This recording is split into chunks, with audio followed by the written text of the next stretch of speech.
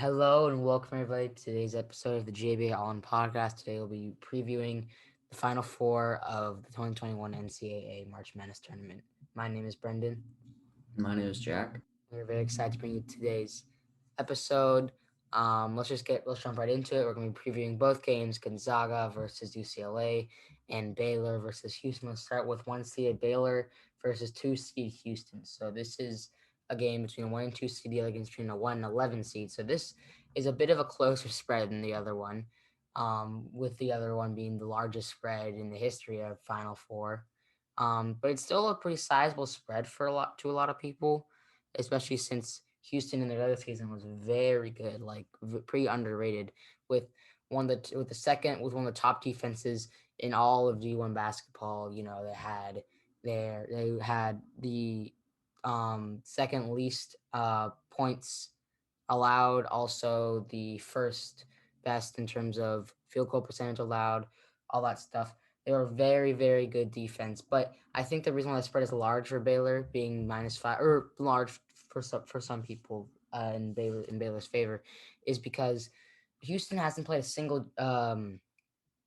digit seed all season. I mean, all tournament. They've only played double digit seeds: 12 seed Oregon State, 11 seed Syracuse, 10 seed Rutgers, and 15 seed Cleveland State. So, I mean, that's not very, and some of their wins were very narrow wins. They only won by 3 against Rutgers. They won by 6 against Oregon State. So that might be pretty, unimpressive to a lot of people. And you got Baylor on the other hand, who this tournament has just been blowing out teams and good teams too. I mean, they won by 24 against 16 seed Hartford. That's not very impressive. But they also won by double digits against a 9 seed Wisconsin. They won by double digits against a 5 seed Villanova, and they won by double digits or 9 points, almost double digits against a 3 seed Arkansas. And also Baylor's scoring has come from many different places. You've had Baylor's first and third leading scorer this season overall, Jared Butler and Davion Mitchell, have not led the team in scoring once in this tournament. Over the course of 4 games, 3 different players have led the team in scoring. Twice, it's been Mackie Teague, who was 11 scoring, who was the second leading scorer of the season for them. And then twice, it's been players who have averaged under 10 points per game all season long. Once it was Adam Flagler, and the other time it was Matthew Meyer. And so this team has been playing very, very well this tournament, and they haven't even had all their stars clicking really. I mean, I'm not to say that their stars have been slumping or anything. They've been playing well, but they haven't needed them to really have any explosive games. And they haven't. I don't think in ultimate long and even when the games where and even for the leading scores in these games, there hasn't been a player, if you don't count Mackie who's scored over 20 points. So they have all these players who are really just it's really been a team effort, and they're playing really well. And they didn't, for example, you take UCLA, a team that if Johnny Juzang wasn't playing as well as he has been, scoring 20 plus points every single game of the tournament. Well, not every single game of the tournament, but most games of the tournament, they would not be here. But this team, that's why I think I'm going to pick Baylor just to win, because first of all, Houston has not been very impressive in the tournament, with all their even with having some great regular season statistics. Um, I think Baylor, because they haven't needed their star players really to really go off really in any of these games, and they've still been getting some very very impressive victories. I think that's why I pick Baylor. But I wouldn't be surprised if Houston won, just because we know what their defense can do, as we've seen in the regular season. But recently Baylor is just, I feel like, been such a good team. It's hard for me to pick against them, so I'm gonna go with Baylor. I'm also gonna go with Baylor. I kind of have a bias against Houston teams because of the Astros, so I'm always rooting against them. No offense to Houston, but Baylor's been hot, and Houston hasn't played a single-digit seed, like you said, and Baylor's been winning by double digits or almost double digits at 9. I'd count 9 basically double digits because 1 point away. But you've got guys like Massey Teague. He's averaging 16 points on the season so far, which is great. And against the third seeded Razorbacks, Teague had 22 points. He had 22 points and 5 rebounds. I mean, the assists aren't really there for Baylor, except from people people like Mitchell, but they're playing solid. Teague 22 points, Mitchell 12, Jared Butler 14. Um, so I think Baylor's really got this, and you've got a solid bench with Adam Flagler. I believe that's how it's pronounced, and Houston hasn't really been playing as well. I mean, they're the second seed, so of course it's a +5 seed for Houston. Baylor favored by 5 points, and Houston's got some good players as well. Quentin Grimes is averaging 18 points this season, around 6 rebounds, 2 assists, and he's shooting pretty efficiently. So I wouldn't be surprised if Houston took the win here, but I mean, statistically speaking, I think that Baylor's got it. Like you said, I wouldn't be surprised if Houston won because obviously the second seed, and I think statistically speaking, it's the most upsets in any March Madness tournament. But according to ESPN's basketball power matchup predictor, Baylor's favorite are predicted to win 52.3% of the time in simulations, and I think that's pretty accurate because I think that Baylor. I'm not gonna say they have an easy win because I definitely did not, but 5 points is a pretty large spread. I think it's a large spread for a Final Four matchup, especially with a first seed, a second seed. Houston hasn't been playing such great competition, and Baylor's been beating tough teams, especially Arkansas in their last matchup. So I think that I'm gonna have to go with Baylor for this game. I would also like to say one more thing about Houston. They also only played one a top 25 team all regular season. So while they do have some impressive statistics in the regular season, they only have that one game against a top 25 team, which they did win. They beat number 14th ranked Texas Tech. It was earlier on in the season. Texas Tech was not top 25 ranked at the end of the season. They ended up becoming a 6 seed in the tournament. They will beat Utah State in the first round, and they lost to Arkansas in a very, very narrow game in the round of 32. So I mean, it's also like impressive stats, but maybe not against the most impressive matches. But like I said, it's still very it's still quite a feat to accomplish with their defense is amazing, and especially also their just kind of their lineup and how they have a 4 guard lineup centered around that one forward. Kind of similar. It kind of really just has been giving teams fits. Not just the defense has been great, and then also on offense, that lineup has been very confusing for a lot of teams to try and deal with. Not there's a lot of teams that aren't really accustomed to playing that small ball type of game that Houston likes to play. Moving on to our next game, we have UCLA versus Gonzaga, and Gonzaga, the very heavy favorites here, the largest spread ever in the history of a Final Four matchup, if you can believe that. The um and say at least since 1985 when it expanded to 64 teams. I should have said that. There have been larger spreads before, but since it's expanded since 1985, and there's been 64 teams, actually 68 because of the play-ins. But I mean, the modern day form of bracket with the round one being 64 teams.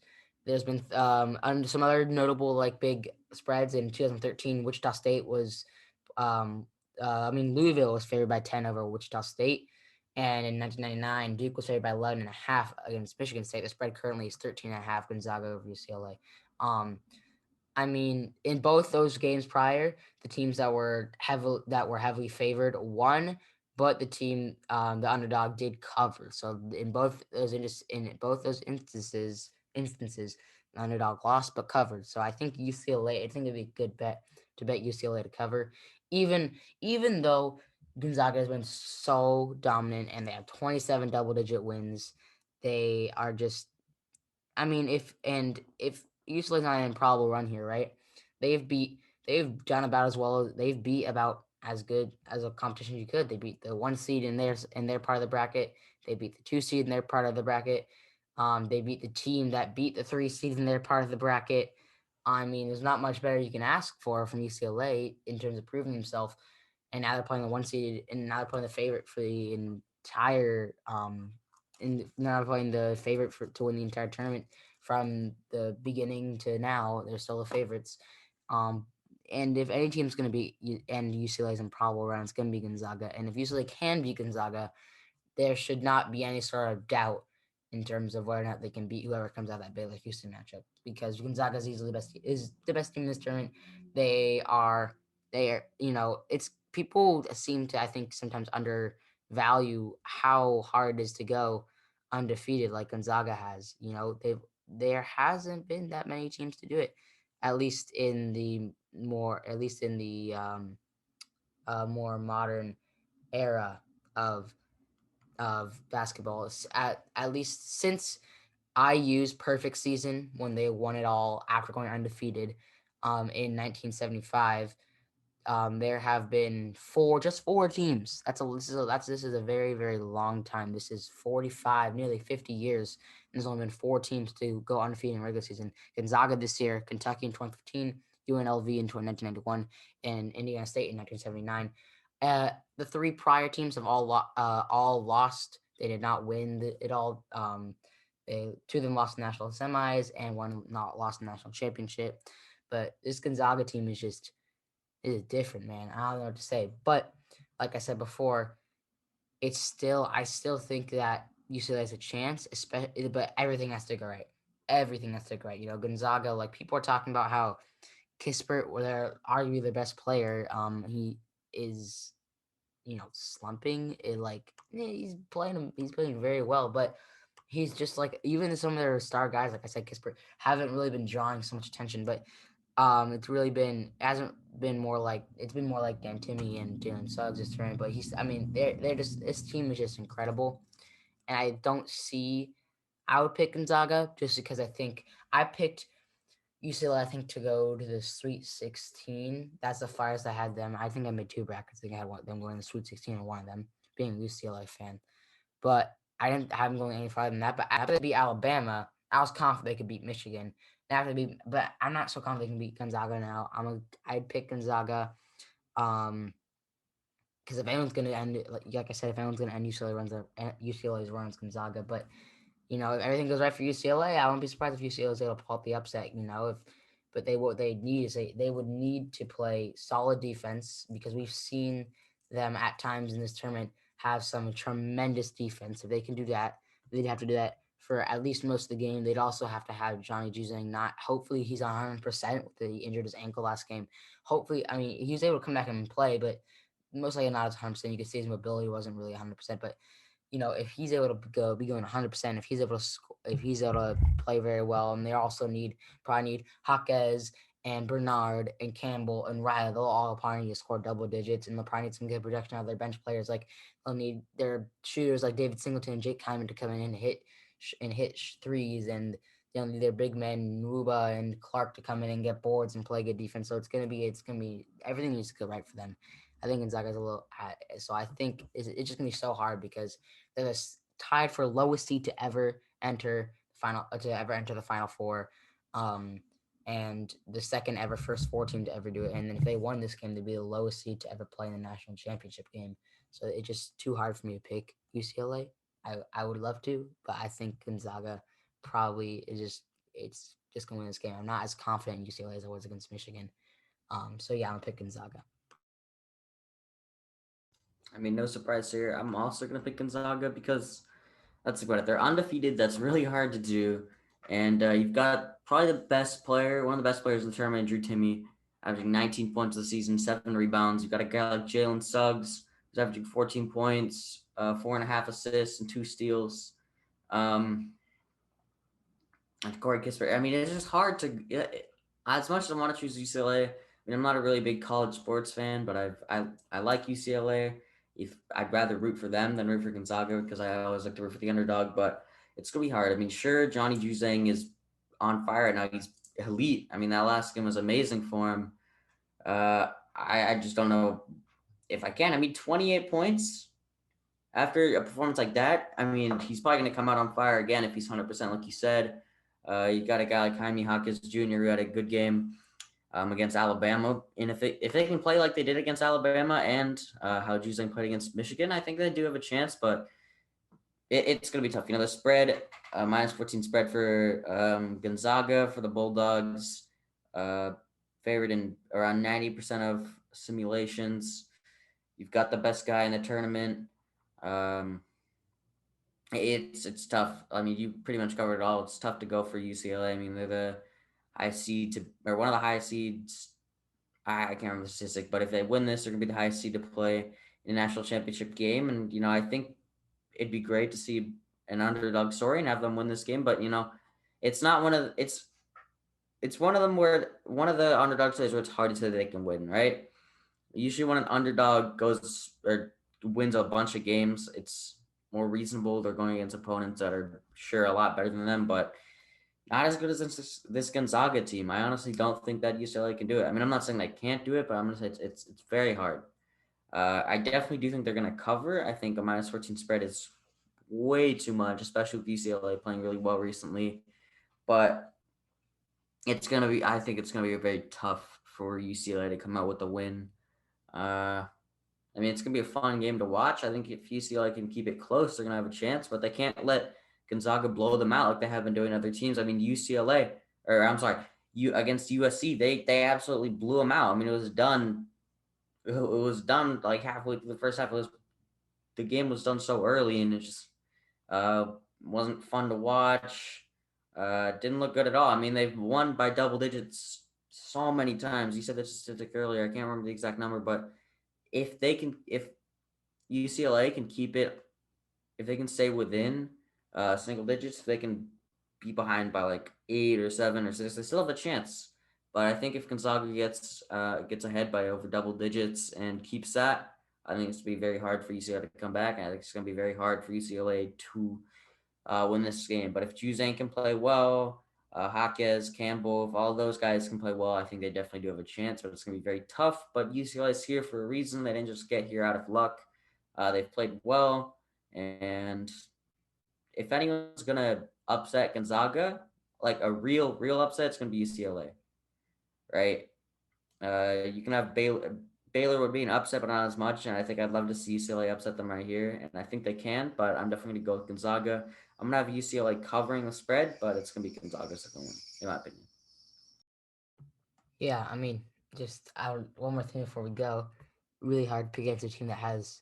I mean, I've been going all the way in both of my brackets. I mean, they have three of the best, 5'10" players in college basketball. Suggs is probably going to be a top 5 pick in the NBA draft. Um, and just being a freshman and already being this dominant, probably if not the best, at least top 2 or 3 guard in all of D1 right now as a freshman. And then you got, like you said, and then you got their bigger guys and then you got to round out the big 3. You got Drew Timmy, the big man, and then Kispert, the forward, that really are incredibly dominant. Both, I mean, it's just hard to pick against these guys. The roster is just so loaded and have been playing so well. Um, but when it comes to these undefeated teams, I feel like this happens like every time. Like I remember in Kentucky in 2015. I mean, I remember there was like this documentary on this kid who picked Wisconsin to beat Kentucky in the Final Four, which like I think almost at like so many people, so many brackets had Kentucky getting past the Final Four, at least making it to the championship game. And because that was the only time an undefeated team has existed, and at least in my lifetime, I remember that everyone thought they were just like their unstoppable force. Um, I mean, no, actually, I should change that. Everyone thought that they were an immovable object. Because really, this is right now. I think you referenced this in a former video of ours. This is really where you have an unstoppable force like UCLA, who's just really coming through and just rolling through teams. I mean, not rolling through teams because they're not blowing them out, but they're playing very well, and they're just rolling along. They're just winning games. Um, and they're just playing very well. And then you have a new logic like Gonzaga, who has not had a team even come close to breaking their stride in 27 games. So it's crazy, man. But yeah, we're gonna sign off for today. We'll see you guys in the next episode. Goodbye.